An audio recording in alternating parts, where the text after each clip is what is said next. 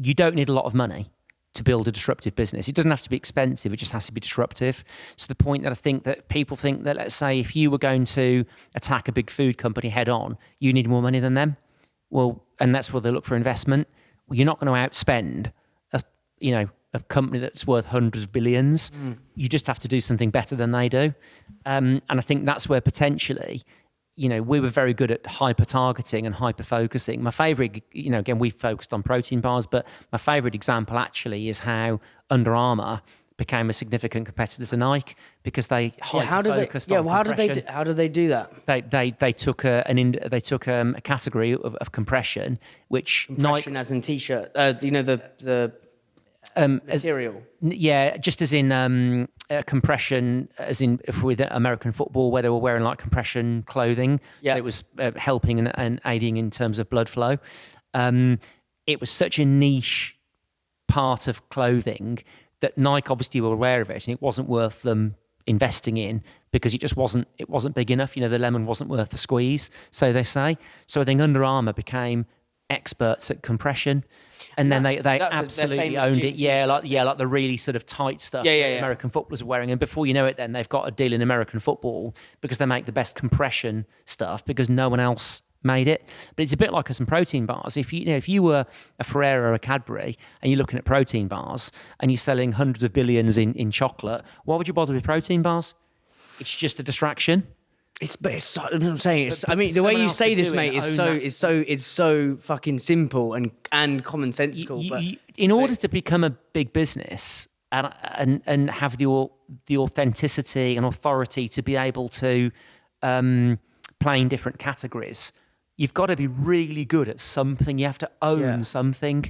And we own protein bars. How did you? Yeah, sorry, go on. Well, I think a lot of brands, they don't actually own something.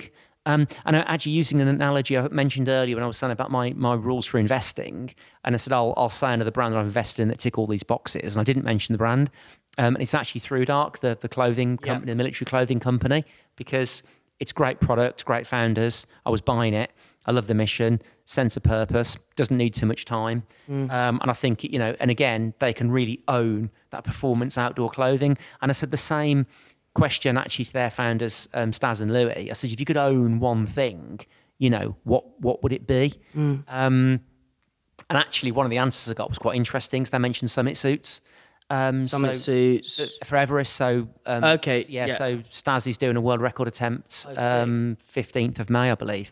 So when this goes out, he may have already done it, but they're doing a world record attempt to do London to Everest, back to London in 7 days.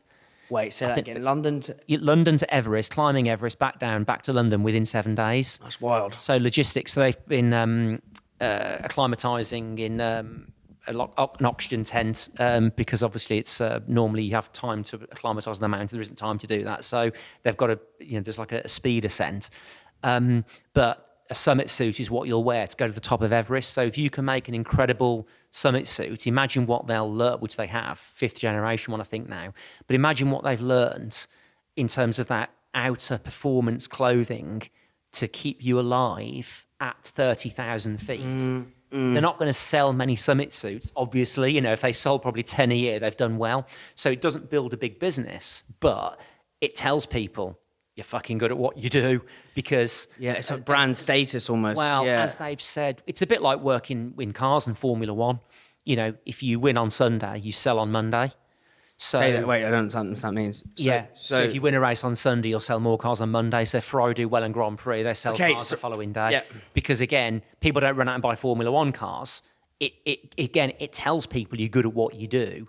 And people like that overkill and that comfort. I like 4x4s. Some of them I take off-road.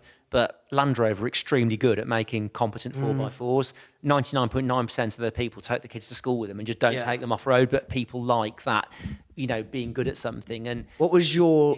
Sorry, 1 second. See, if we can then, dominate and show expertise in a particular category, like we've done, like say ThruDark will do with their summit suits, you can then take what you learn from that very, very niche item of clothing in their case, put it into other clothing then that's more mass market that people do appreciate. Because people quite like the fact that, if they're going hiking up Snowdon, for instance, what they're wearing is genetically related to something which one of the founders climbed Everest in.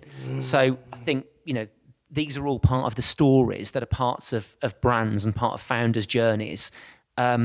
That never underestimate that founder journey and how important that story is to consumers. And as ThruDark say, not just clothes that they stand by, but they actually stand in. So it's anything they make, they use themselves, and it's just a really important part of the journey.